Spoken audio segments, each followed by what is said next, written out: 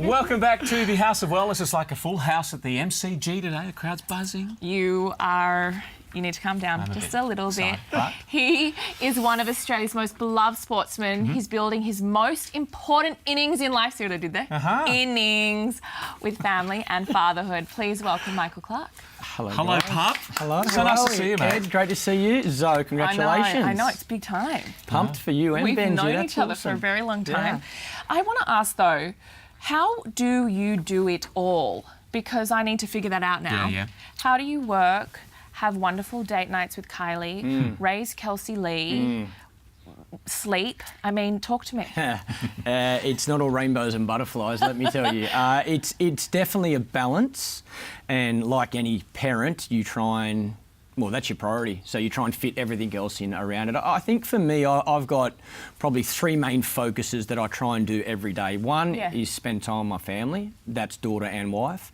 Two is business. And then three is some sort of physical activity. Because for me, I think training still is as much about my mind as it is my body. You know, staying active it keeps me sane. Yeah. I think international cricket has so much travel and time away from family. It's got to be tough for your fellow players. But you seem just as busy now that you've retired from international cricket. Yeah, look, I think that's probably the thing when you leave something you've done for such a long period of time. There is a transition period where you try and work out, okay, where am I going to put that love and passion and time that I committed to the sport I played for so long? Where am I going to put that? So, fortunately for me, I probably, from the age of 30, because of my injuries of my back, I plan that retirement is going to have to come at some stage. So I think mentally and physically I was ready for it at the time, but there was still a gap in that transition period. And yeah, like I say, I'm really focused on business and my family at the moment. I know we're having a little chat in the break, having some parenting chats here, and your daughter just spanked you overnight, waking up at 2 a.m. Yeah.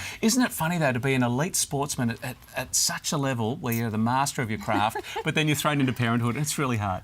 I tell you what it does do, and this is, I say I wish we had our little girl 10 years ago, because it does change your life. And yes, there are tough times, but it's changed mine for the better. But I was so structured and organised with my career. I had to have 8 hours sleep. I had to eat certain foods. I needed to do rehab, recovery. My training was so structured. Otherwise, I thought I couldn't perform, and I couldn't perform at my best. Yet now, like you say, I've been awake since 2 o'clock this morning, my daughter. You just got to go and find a way, and I wish I had that same attitude with my cricket as well. Welcome to the club, hey? A little patch of the real world. It sounds terrifying, doesn't it? Can you tell us about your role as the ambassador of Waggin? Yeah, look, I think for me, being associated with certain companies, and Waggin is one of them, is something, I need to be associated with companies that I use and live by on a daily basis. Yeah. So to me, I'm still travelling. I'm still doing some commentary around the world and got some business stuff where I've actually got equity in a couple of businesses that aren't in Australia. So you can't always get the foods that you require for a great diet. So to me, that's where I try and supplement. So really on a daily basis when I'm home, and my wife's a fantastic cook, so I'm only really taking, a multivitamin and omega-3 fish oil on a daily basis. But then when I travel, if I don't get what I need, I might need zinc, I might need turmeric. It really depends on how my body is. And I think that's the one thing about, vitamins and supplements and food. Every individual is so different.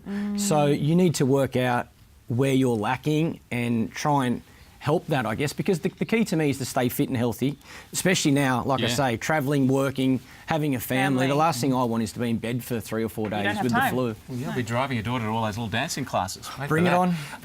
One of the great things is you've now paid your passion forward with these cricket academies. The boys and girls alike love them, don't they? Yeah, look, I love it. It keeps me active and involved in the game of cricket. But for me, I feel like that, young boys and girls is where I can actually have impact with coaching. I think about my career, when you get to the highest level, it's more of a man management role because you sort of know your game at that stage. But these young kids are coming from sort of 6 to 17 years of age, boys and girls. Cool. And to me, again, it's, yes, it's a cricket academy, but if they go on and play for Australia or India or West Indies, that doesn't really bother me. To me, it's about trying to help that person be active, be healthy, get outside, especially in this country. We're so blessed with beautiful weather, but also learn about themselves, feel more confident about who they are. It's and a bit of teamwork. it's so important. Yeah. You know, so many. That's one of probably the greatest feedback we get is that kids leave, parents will ring up and say, "My son or my daughter has come home so much more confident than before they left." Fantastic. So that's our goal. They've got a great role model. You've always been that, and your daughter now has one, mate. Nice to see you, pup. Thanks, guys. Thanks for having me.